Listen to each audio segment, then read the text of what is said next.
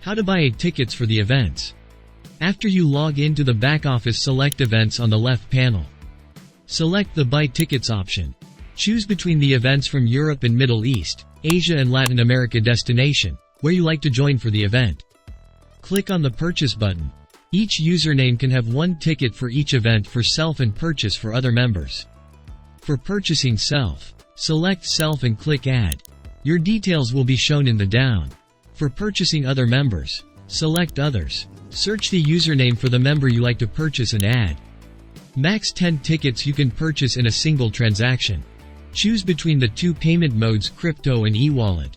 In this example, we are using the e-wallet. Select e-wallet and click Pay. An OTP will be received on the registered email and validate. You have successfully purchased a ticket for the event. You can check your ticket under My Tickets. Under the transaction, you can check the tickets you purchased for other members. Other member can view their tickets by logging into their back office. Click on Events and My Tickets. Download ticket option will be available soon.